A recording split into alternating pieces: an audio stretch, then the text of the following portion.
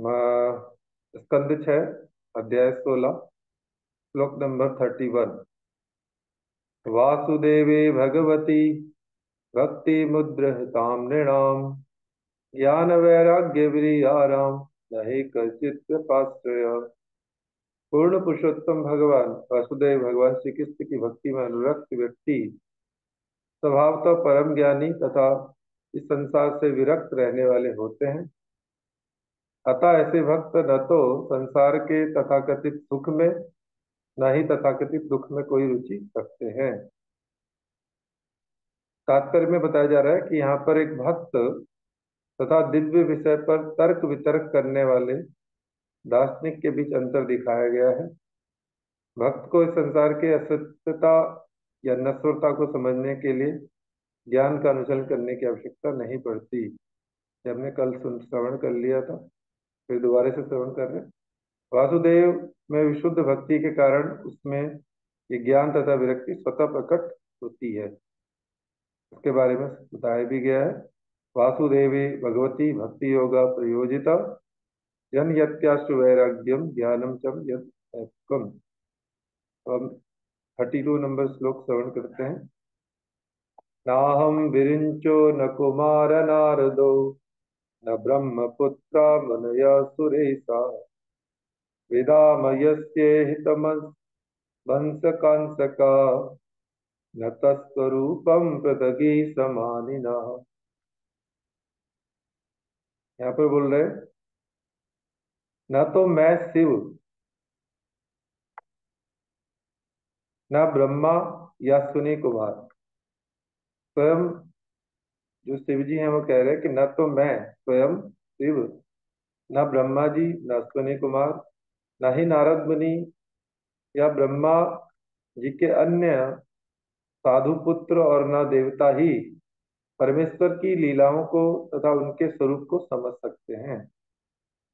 श्री भगवान के अंश होते हुए भी हम अपने आप को स्वतंत्र तथा पृथक शासन नियंता मान बैठते हैं, जिसके कारण हम उनके स्वरूप को नहीं समझ सकते। भगवान स्वयं भोलेनाथ बोल रहे हैं। तात्पर्य में ब्रह्म संहिता का कथन है, 5वां अध्याय 33 नंबर श्लोक। अद्वैतम अच्युतमनादिमनंत रूपम आद्यम पुराण पुरुषम नव यौवनम च।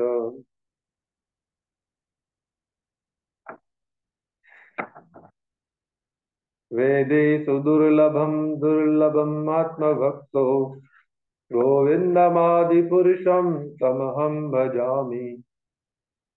मैं उन पूर्ण पुरुषोत्तम भगवान गोविंद की उपासना करता हूँ जो आदि पुरुष हैं।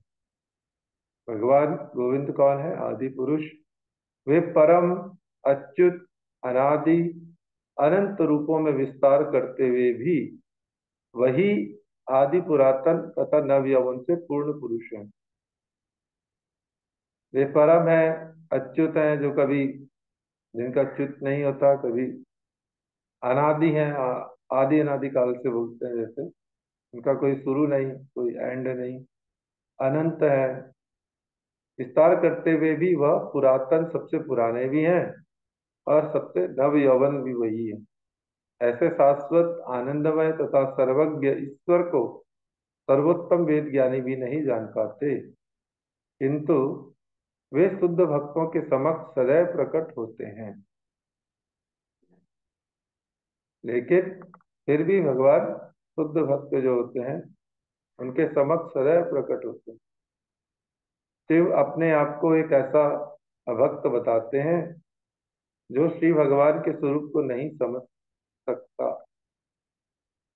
स्वयं भोलेनाथ भी बोल रहे मैं नहीं समझ सकता, मैं अपने आप को अभक्त मानता हूँ।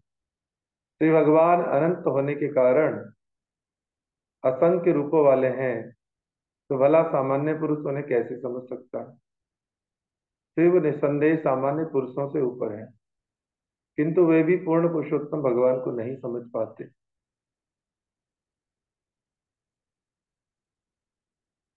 शिव न तो सामान्य जीवों की श्रेणी में आते हैं, न ही भगवान विष्णु की श्रेणी में। वे सामान्य जीवों तथा भगवान विष्णु दोनों के मध्य में है।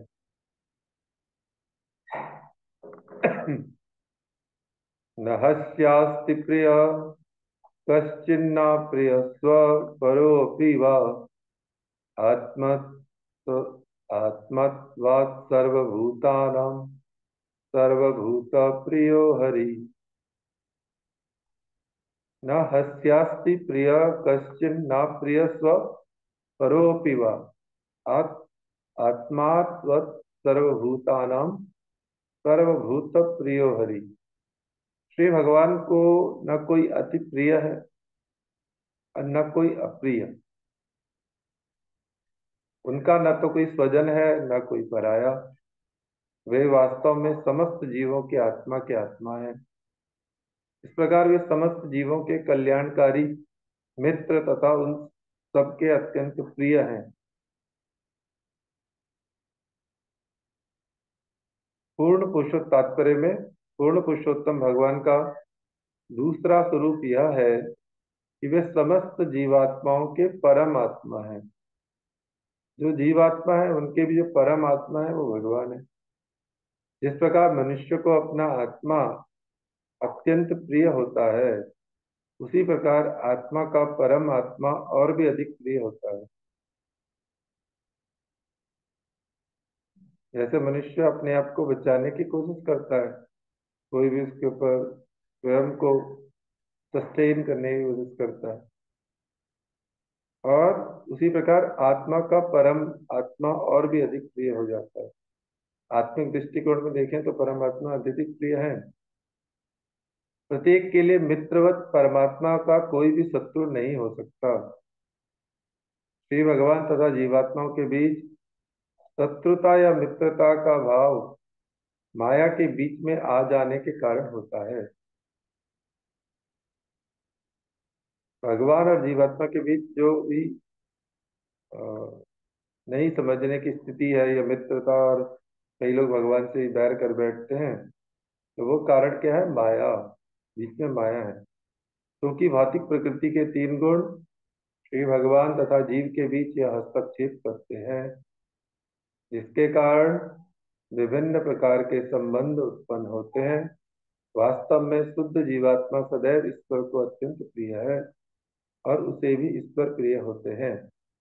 पक्षपात अथवा शत्रुता का प्रश्न ही नहीं उठता है। तस्य चाहं महाभागश्चित्रकेतु प्रियोऽनुग सर्वत्र समुद्रिकशान्तो मह्यं चैवाच्युत प्रियः। तस्मान् विस्मयकार्य पुरुषेषु महात्मसु महापुरुषभक्तेषु शान्तेषु समदर्शिषु। यह परम उदार चित्रकेतु ईश्वर का प्रिय भक्त है। यह सभी जीवों के प्रति समदर्शी है और आसक्ति तथा घृणा से मुक्त है। इसी प्रकार मैं भी भगवान श्री नारायण का अत्यंत प्रिय हूँ। अतः श्री नारायण के उच्च भक्तों की गतिविधियों को देखकर चकित नहीं होना चाहिए, क्योंकि वे आसक्ति तथा द्वेष से मुक्त रहते हैं। वे सदैव शांत रहते हैं और सबके प्रति समान होते हैं। तात्पर्य में कहा गया है कि वैष्णवीर क्रिया मुद्रा विज्ञेह ना बुझय। उच्चस्थ मुक्त वैष्णवों की गतिविधियों को देखकर किसी को आश्चर्य नहीं करना चाहिए। इस प्रकार मनुष्य को पूर्ण पुरुषोत्तम परमेश्वर के कार्यकलापों को गलत रूप से नहीं समझना चाहिए। उसी प्रकार मनुष्य को भगवत भक्तों के कार्यकलापों के विषय में भी मिथ्याबोध नहीं करना चाहिए। यहाँ पर ये बात बहुत गंभीर से बताई जा रही है कि जिस प्रकार परमेश्वर जो है वो, उनके जो कार्य है उसको हम अपने दृष्टिकोण से गलत सही नहीं ठहरा सकते, कि हमारा अभी वो उस स्थिति में नहीं है और हमारा अधिकार क्षेत्र भी नहीं है। उसी प्रकार से कभी कभी यहाँ पर बताया जा रहा है कि जो उच्च भगवत उच्च वैष्णव है, श्रेष्ठ व्यवस्था में उनके भी क्रियाकलाप हमें नहीं समझ में आते, ऐसा क्यों हो रहा है, ऐसा क्यों कर रहे हैं। तो उसी प्रकार मनुष्य को भगवत भक्तों के कार्यकलापों के विषय में भी मिथ्याबोध नहीं करना चाहिए, उसको समझना पड़ेगा गहराई से। यहाँ पर चित्रकेतु महाराज की स्थिति और अ, माता पार्वती ने तो श्राप दे दिया, लेकिन भगवान शिव कैसे उसको, शिव जी उसको कैसे एक्सप्लेन कर रहे हैं, ये सब अलग अलग स्थितियां हैं। तो जब तक हम भागवतम अच्छे से श्रवण करेंगे तभी जीवन में सही प्रकार से हम निर्णय ले सकते हैं। ये तो हमारा अपना पर्सनल विचार होता है हर विषय में कि यहाँ पर ऐसा है, ऐसा है, ऐसा है। वे समान स्तर पर होते हैं, ईश्वर तथा उनके भक्त दोनों ही मुक्त होते हैं। जो ये बात बोली जा रही है मुक्त महापुरुषों के बारे में, अनंतर केवल इतना ही होता है कि ईश्वर स्वामी है और भक्तजन दास हैं। गुणात्मक रूप से वे एक ही हैं। श्रीमद् भगवत गीता के 90 अध्याय 29 श्लोक में श्री भगवान कहते हैं,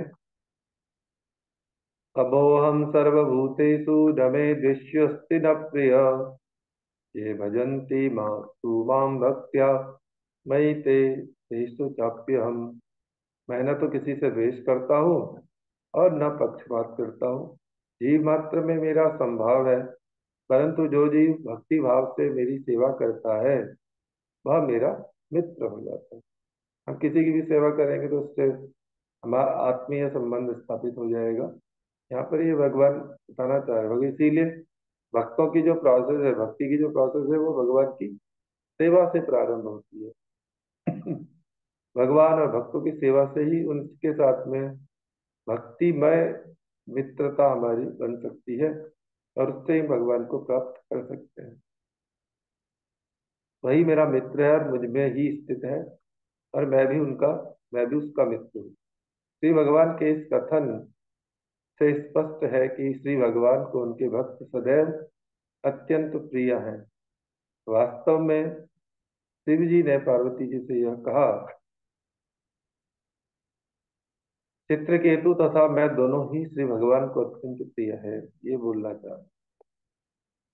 क्योंकि भगवान शिव जो है वो भी भगवान के अनन्य भक्त हैं, परम वैष्णव है, और चित्रकेतु भी भगवान का भक्त है। यहाँ पर ये कहना चाह रहे हैं, चित्रकेतु तथा मैं दोनों ही श्री भगवान को अत्यंत प्रिय है, अर्थात हम दास रूप में समान स्तर पर हैं। हम एक दूसरे के मित्र हैं और कभी कभी हम परिहास भी कर लेते हैं। अब ये स्थिति बहुत ही उच्च स्थिति को समझने की बात है, किस प्रकार से ले रहे हैं। वो परम वैष्णव की स्थिति भी उसी प्रकार से होती है, ये भी एक समझने का विषय है। जब चित्रकेतु जी मेरे व्यवहार पर जोर से हंसे तो वास्तव में मित्र होने के नाते उन्होंने ऐसा किया, अतः उसे साथ देने की कोई आवश्यकता नहीं थी। इस प्रकार शिव जी ने पार्वती जी को यह विश्वास दिलाने का प्रयत्न किया कि चित्रकेतु जी को साथ देकर उन्होंने अच्छा नहीं किया। जीवन के उच्च स्तर पर भी स्त्री तथा पुरुष में जो भेद है, यहाँ तक कि शिव तथा पार्वती में भी, वह यहाँ स्पष्ट होता है। शिव तो चित्रकेतु को ठीक से जान पाए, किंतु पार्वती जी नहीं जान पाई। अतः जीवन के उच्च स्तरों में भी पुरुष और स्त्री की समझ में अंतर होता है। यह स्पष्ट शब्दों में कहा जा सकता है कि स्त्री की समझ पुरुष से हमेशा निम्न कोटि की होती है। अब पाश्चात्य देशों में स्त्री तथा पुरुष को समान मानने के लिए आंदोलन किया जा रहा है, किंतु इस श्लोक से पता चलता है कि स्त्री सदैव पुरुष की अपेक्षा कम बुद्धिमान होती है, ऐसा यहाँ पर शास्त्र में लिखा है। यह स्पष्ट है कि चित्रकेतु जी ने अपने मित्र शिव की आलोचना इसलिए की क्योंकि वे अपनी पत्नी को गोद में बैठाए हुए थे। तब शिव जी ने भी चित्रकेतु की आलोचना करना चाहते थे, क्योंकि ऊपर से वो महान भक्त थे और अंदर से विद्याधर लोग की स्त्रियों के साथ सुख भोग में रुचि दिखा रहे थे। ये तो मित्रों के पारस्परिक हास प्रयास थे। इसमें चित्रकेतु को पार्वती द्वारा श्राप दिए जाने का कोई औचित्य न था। शिव जी के उद्देश्य को सुनकर पार्वती जी अवश्य ही लज्जित हुई होंगी कि उन्होंने चित्रकेतु को असुर बनने का शाप क्यों दे दिया।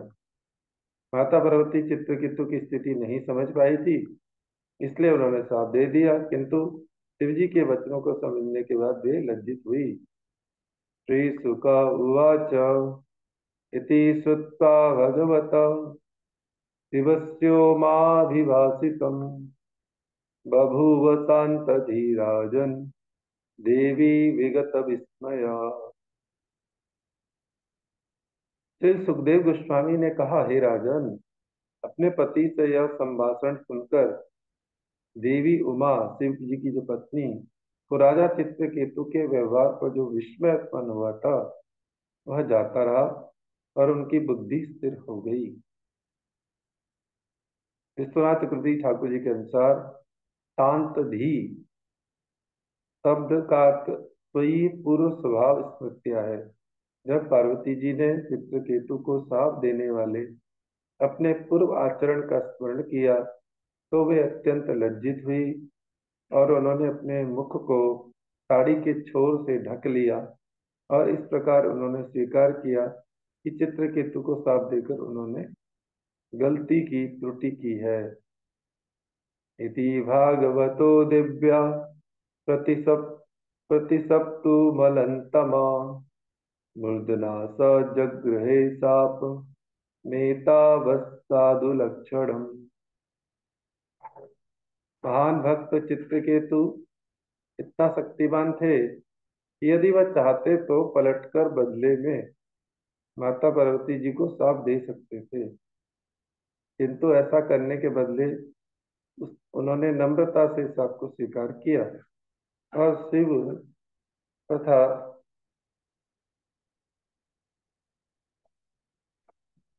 उनकी पत्नी के सम्मुख अपना सिर झुकाया। इसे वैष्णवों का आदर्श आचरण समझना चाहिए। शिव जी द्वारा बताए जाने पर माता पार्वती जी जान सकी कि चित्रकेतु को शाप देकर उन्होंने त्रुटि की है। चित्रकेतु का चरित्र इतना महान था कि पार्वती जी द्वारा गलत रूप से साबित होने पर भी वह अपने विमान से तत्काल उतरे और शाप को अंगीकार करके माता के समक्ष अपना माथा टेका। इसका उल्लेख पूर्व में ही किया जा चुका है।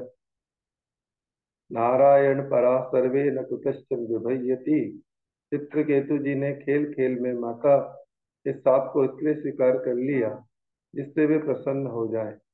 यही साधु का लक्षण है।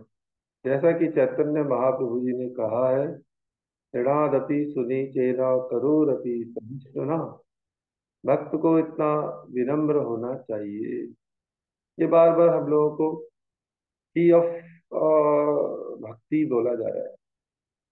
अगर भक्ति में आगे जाना है तो विनम्रता एक बहुत बेसिक गुण है। ये डेवलप ना हो तो डेवलप करना ही समाधान है। बार बार पूरे महाप्रभु के 8 श्लोकों में जो ये तृणादपि सुनीति इनका स्थिति है, ये बात स्पष्ट है कि वैष्णवों के साथ में हमें विनम्रता पूर्वक ही, चाहे उच्च वैष्णव हो, अपने कनिष्ठ वैष्णव हो, चाहे सभी जगह पे विनम्रता की आवश्यकता है। और अपने बड़ों को तो विशेष रूप से जो गुरु वैष्णव हैं उनको विशेष रूप से सम्मान करना ही चाहिए। बार बार भागवतम में ये श्लोक बार बार बोला जाता है, तृणादपि सुनीचेन। पूर्ण पुरुषोत्तम भगवान द्वारा रक्षित होने से भक्त सदा शक्तिमान होते हैं, किंतु वह अपनी शक्ति का वृथा प्रदर्शन करना नहीं चाहते। किंतु यदि अल्प ज्ञानी व्यक्ति को थोड़ी सी भी शक्ति प्राप्त हो जाती है, इसके विपरीत यदि कोई और अल्प ज्ञानी, कोई और सूर्य, कोई और होते, तो वो उसका उपयोग इंद्रिय तृप्ति के लिए करना चाहते हैं। भक्त का आचरण ऐसा नहीं होता है। यज्ञे त्वस्तु दक्षिणाग्नो दानविं योनिमाश्रितौ वृत्त इत्यभिविख्यातो ज्ञान विज्ञान संयुत। माता दुर्गा भवानी शिव जी की पत्नी के द्वारा स्थापित होकर इसी चित्रकेतु ने असुरी योनि में जन्म लिया। वह त्वष्टा द्वारा किए गए यज्ञ से असुर के रूप में प्रकट हुए। यद्यपि वह दिव्य ज्ञान उसके व्यवहारिक उपयोग में अभी भी परिपूर्ण था, क्योंकि दिव्य ज्ञान भक्ति तो कभी नष्ट होती नहीं है, वो उनके पास है। और उस प्रकार वित्तासुर के नाम से प्रसिद्ध हुए। यहाँ पर योनि शब्द का सामान्य अर्थ जाति अर्थात परिवार, समूह या किस्म समझा जाता है। यद्यपि वित्तासुर असुरों के परिवार में उत्पन्न हुए, किंतु उनका आध्यात्मिक ज्ञान तब भी बना रहा। ज्ञान विज्ञान संयुक्त उसका आध्यात्मिक ज्ञान तथा जीवन में उस ज्ञान का व्यवहार उसे भूले नहीं। अतः यदि किसी कारणवश भक्त च्युत भी हो जाते हैं तो भी वह नष्ट नहीं होता। यत्र क्व यत्र क्व वा भद्र बुधमुस्य किम को वार्थ आप्तो भजताम स्वधर्मतः। श्रीमद् भागवतम प्रथम स्कंद 5वां अध्याय 7वां श्लोक। एक बार भक्ति में सिद्ध हो जाने पर किसी भी दशा में मनुष्य की आध्यात्मिक निधि का क्षय नहीं होता है। वह जितनी भी आध्यात्मिक उन्नति अर्जित कर चुका होता है वह बनी रहती है। श्रीमद् भगवत गीता में इसकी पुष्टि हुई है।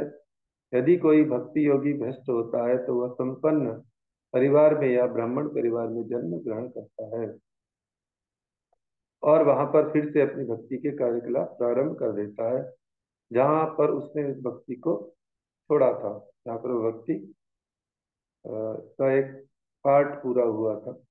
वित्तासुर भले ही असुर कहलाता रहा हो, किंतु उसकी कृष्ण भावना या भगवान की जो भक्ति है वो विनिष्ट नहीं हुई थी। एतत्ते सर्वमाख्यातं यन्मां त्वं परिपृच्छसि वृत्तस्यासुरजातेस्य कारणं भगवन्मते। हे राजा परीक्षित, तुमने मुझसे पूछा था कि महान भक्त वृत्तासुर ने असुर वंश में किस प्रकार जन्म लिया, अतः मैंने तुम्हें उसके विषय में सब कुछ बताने का प्रयास किया है।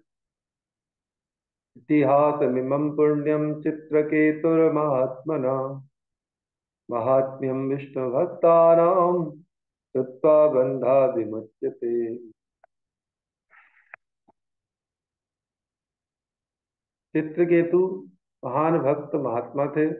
यदि कोई मनुष्य किसी शुद्ध भक्त से चित्रकेतु के इतिहास को सुने तो सोता भी इस संसार में अपने बद्ध जीवन से मुक्त हो जाते हैं।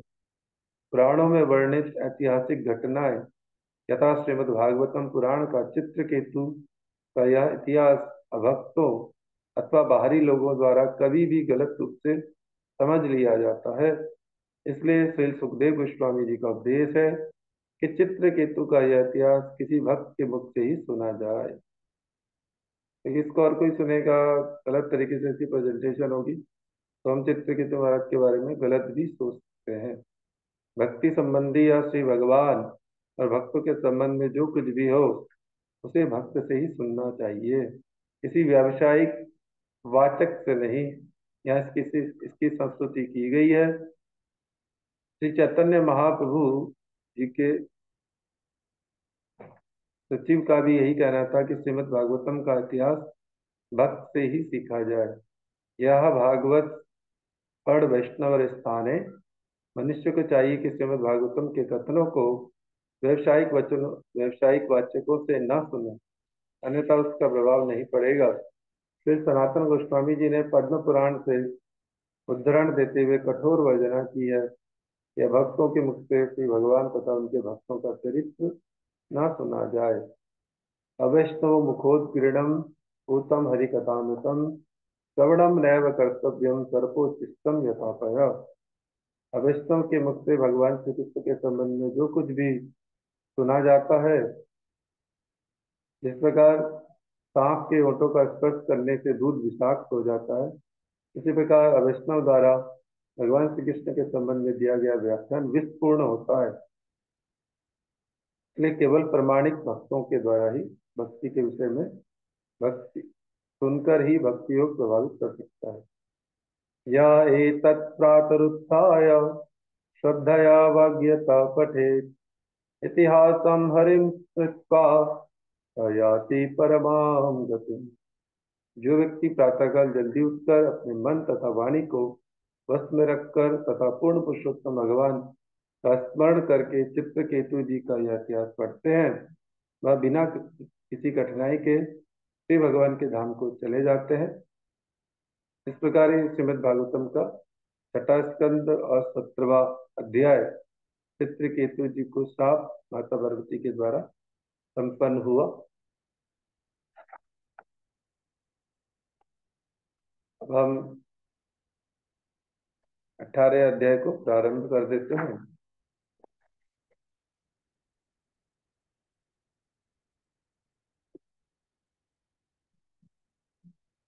श्री शुक उवाच, 18वें अध्याय में पहला श्लोक। कृष्णस्तु पत्नी सवितु सावित्रीं व्याहृतिं त्रयीम् अग्निहोत्रं पशुं सोमं चातुर्मास्यं महामखान्। श्री सुखदेव गोस्वामी जी ने कहा, कृष्णी जो अदिति के 12 पुत्रों में से पांचवें पुत्र सविता की पत्नी थी, उसने सावित्री, व्याहृति तथा त्रयी नामक 3 पुत्रियां एवं अग्निहोत्र, पशु, सोम, चातुर्मास्य तथा पंच महायज्ञ नामक पुत्रों को जन्म दिया।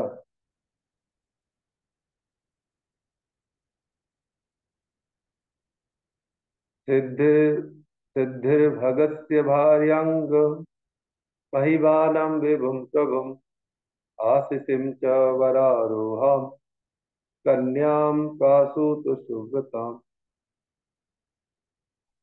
ये जो अध्याय है, ये राजा इंद्र का वध करने के लिए तिथि का जो व्रत है के बारे में है। हे राजन, अदिति जी के छठे पुत्र भग की पत्नी का नाम सिद्धि था, जिसके महिमा, विभु तथा प्रभु नामक 3 पुत्र तथा आशीष नामक एक अत्यंत सुंदरी कन्या उत्पन्न हुई।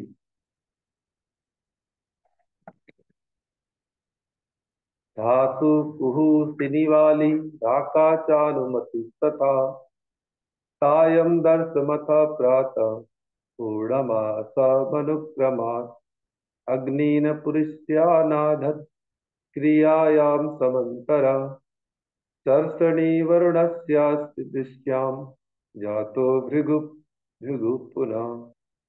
अदिति जी के 7वें पुत्र धाता की 4 पत्नियां थी, जिनके नाम थे कुहू, सिनीवाली, राका तथा अनुमति। इन चारों से क्रमशः सायं, दर्श, काता तथा पूर्णमास नामक 4 पुत्र हुए। अदिति के 8वें पुत्र विधाता की पत्नी का नाम क्रिया था, जिससे पुरुष्य नामक 5 पुत्र उत्पन्न हुए। अदिति के 9वें पुत्र वरुण की पत्नी चर्षणी थी, जिसके गर्भ से ब्रह्मा के पुत्र भृगु ने फिर जन्म लिया।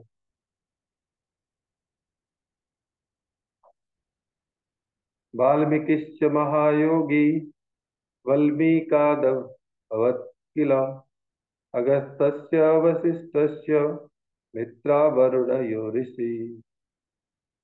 वरुण के वीर्य से महान योगी वाल्मीकि जी ने बाम्बी से जन्म लिया। बाम्बी बोलते हैं जो मिट्टी का होता है उसमें। भृगु तथा वाल्मीकि वरुण के विशिष्ट पुत्र थे, जबकि अगस्त्य तथा वशिष्ठ मुनि वरुण तथा मित्र अदिति के 10वें पुत्र के संयुक्त पुत्र थे।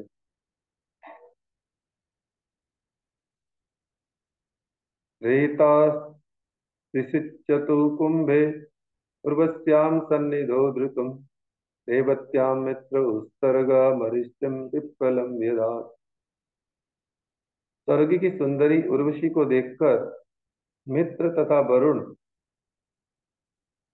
दोनों का वीर्य स्खलित हो गया था, जिसे उन्होंने एक मिट्टी के पात्र में रख दिया।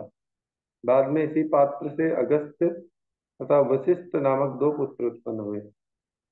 मित्र तथा वरुण के संयुक्त उभयनिष्ठ पुत्र हुए। मित्र को अपनी पत्नी रेवती से 3 पुत्र उत्पन्न हुए थे, जिनका नाम उत्सर्ग, अरिष्ट तथा पिप्पल थे। आधुनिक विज्ञान वीर्य को संसाधित करके टेस्ट ट्यूबों में जीवात्मा उत्पन्न करने में प्रयत्नशील है, किंतु बहुत काल पहले पात्र में वीर्य को रखकर शिशु उत्पन्न करना संभव था। ये बात यहाँ पर शास्त्र में बताई जा रही है।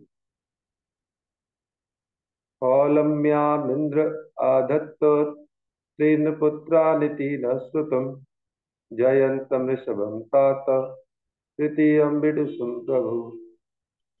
हे राजा परीक्षित, अदिति के 11वें पुत्र एवं स्वर्ग लोक के राजा इंद्र की पत्नी पौलुमी के गर्भ से जयंत, ऋषभ तथा मीडुस नामक 3 पुत्र उत्पन्न हुए, ऐसा हमने सुना है। गुरुक्रमस्य देवस्य मायावामन रूपिणा कीर्तो पत्न्या वृक्षल्लोकस्य शन सौभगादय। अनेकों शक्तियों वाले पूर्ण पुरुषोत्तम भगवान अपनी शक्ति से बौने वामन के रूप में प्रकट हुए।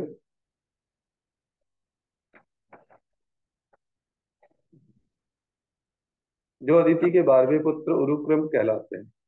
उनकी पत्नी के कीर्ति के गर्भ से बृहस्लोक नामक एक पुत्र ने जन्म लिया, जिसके सौभाग्य इत्यादि कई पुत्र हुए। तात्पर्य में बताया गया, जैसा कि श्रीमद् भगवत गीता चतुर्थ अध्याय 6 श्लोक में श्री भगवान कहते हैं, अजो अपि सन्नवेयात्मा भूतानाम स्फुरोऽपि सन् प्रकृतिम स्वामधिष्ठाय संभवा यात्ममायया। यद्यपि मैं अजन्मा हूँ और मेरे दिव्य शरीर का कभी क्षय नहीं होता, और यद्यपि मैं सभी जीवों का ईश्वर हूँ, फिर भी मैं प्रत्येक युग में मेरे मूल दिव्य स्वरूप में प्रकट होता हूँ। जब पूर्ण पुरुषोत्तम भगवान अवतीर्ण होते हैं तो उन्हें बहिरंगा शक्ति की सहायता की आवश्यकता नहीं होती, क्योंकि वे अपनी स्वयं की शक्ति से अपने मूल रूप में प्रकट होते हैं। यह आध्यात्मिक शक्ति माया भी कहलाती है। कहा गया है कि अतो मायामयम विष्णु प्रवदंती मनीषिणो। पूर्ण पुरुषोत्तम भगवान द्वारा अंगीकृत शरीर मायामय कहलाता है। इसका अर्थ यह नहीं है कि वे बहिरंगी शक्ति से निर्मित है।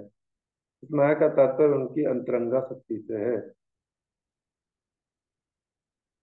भगवान जब होंगे तो वो अपनी अंतरंगा शक्ति के साथ होंगे। यहाँ पर ये स्पष्ट होता है। तत्कर्म गुण वीर्याणि काश्यपस्य महात्मना पश्चाद्वक्ष्यामहे दित्याम् यथेवाव ततारः। 8वें स्कंद में यह वर्णन यहाँ पर बताया, बाद में 8वें स्कंद में यह वर्णन करूंगा कि किस प्रकार उरुक्रम तथा भगवान वामनदेव महान साधु कश्यप के पुत्र के रूप में प्रकट हुए और किस प्रकार उन्होंने तीनों लोगों को अपने पगों से नाप लिया। वामनदेव की कथा में आएगा। मैं उनके अपूर्व कर्मों, गुणों, शक्ति तथा अदिति की कोख से जन्म ग्रहण करने के संबंध में वर्णन करूंगा। अत कश्यपदा यादान एते यान कीर्तयामि ते यत्र भागवता श्रीमान प्रहलादो बलिरेव च। अब मैं दिति के उन पुत्रों का वर्णन करूंगा जो कश्यप के द्वारा उत्पन्न किए गए, किंतु जो असुर बने। इस असुर वंश में महान भक्त प्रहलाद महाराज तथा बलि महाराज प्रकट हुए। असुरों को दैत्य कहा जाता है, क्योंकि वे दिति के गर्भ से उत्पन्न हुए थे। दिते द्वारवेव दायादो दैत्य दानव वंदितो हिरण्यकशिपुर नाम हिरण्याक्षस्य कीर्तितो। सर्वप्रथम दिति के गर्भ से हिरण्यकशिपु तथा हिरण्याक्ष नामक 2 पुत्र उत्पन्न हुए। ये दोनों अत्यंत शक्तिशाली थे और दैत्यों तथा दानवों द्वारा पूजित थे। हिरण्यकशिपो भार्या कयाधुर्नाम दानवी जम्भस्य तनया सातु सुसवे चतुरसुता प्रह्लादं प्राग्नुलादं आह्लादं प्रह्लादमेव च तस्वस्ता सिंहिका नाम राहुं विप्रचितो गृहीत।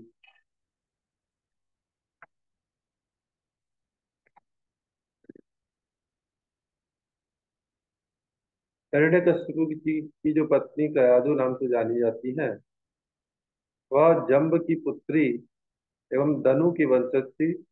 उसके एक एक करके चार चार पुत्र हुए, जिनके नाम प्रहलाद, अनुलाद, हल हलाद और प्रहलाद थे। इन चारों भाइयों की बहन का नाम था सिंगिका। उसने विप्रचित नामक असुर से विवाह करके राहु नामक असुर को जन्म दिया। तिरोह तिरोहरदस्य अरिष्टत्वेन पिबतो वृतम् प्रह्लादस्य कृतिर्भार्या सूतपंचजनम ततः।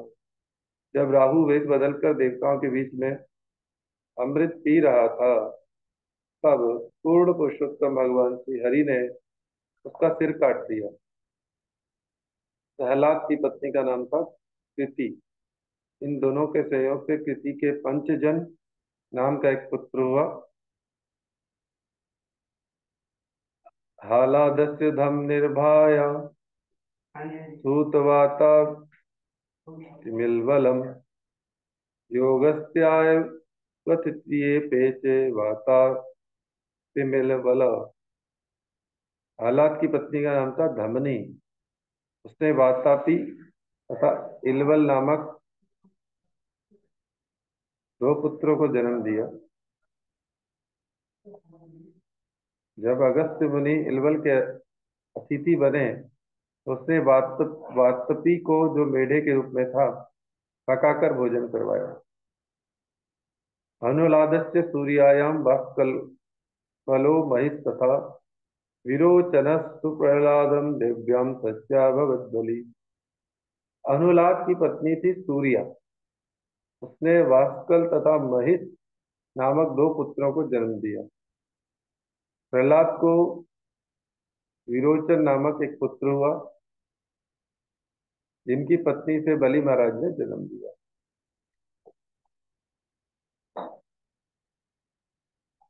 बाणज्येष्ठं पुत्र सत मसनायां ततो भवत् तस्यानुभावं सुश्लोक्यं पश्चादेवाभिधत्स्यते। इसके बाद असना की कोख से महाराज बलि को 100 पुत्र प्राप्त हुए, जिनमें राजा बाण ज्येष्ठ था। बलि महाराज का चरित्र अत्यंत प्रशंसनीय है। उनका वर्णन आगे 8वें स्कंद में होगा। बाण आराध्य गिरीशम लेभे तदगण मुख्यताम यत्पार्श्वे भगवान हस्ते यद्यापि पुरपालक। क्योंकि राजा बाण शिव का महान उपासक था, तथा वह उनके सर्वश्रेष्ठ पार्षदों गुणों में से एक बन गया। आज भी शिव राजा बाण की राजधानी की रक्षा करते हैं और सदैव उसके निकट खड़े रहते हैं। मरुतश्चादिते पुत्राश्चत्वारि सन्नवाधिका स आसन् प्रजा सर्वे नीता इंद्रेण सात्वता। इति के गर्भ से 49 मरुदेव भी उत्पन्न हुए। इनमें से किसी को संतान नहीं हुई। यद्यपि उन्होंने दिति से जन्म लिया था, किंतु इंद्र ने उन्हें देव का पद प्रदान किया। असुर भी देवता बना दिए जाते हैं जब उनका असुर मूलक चरित्र सुधर जाता है। इस ब्रह्मांड में दो प्रकार के मनुष्य होते हैं: भगवान श्री विष्णु के भक्त, जो देवता कहलाते हैं, और जो उनके विरोधी, जो असुर कहलाते हैं। इस श्लोक के अनुसार असुरों को भी देवता बनाया जा सकता है। आज की कक्षा को हम लोग यहीं पे विश्राम देंगे। कल फिर इससे आगे दोबारा से भागवतम को हम लोग श्रवण करेंगे।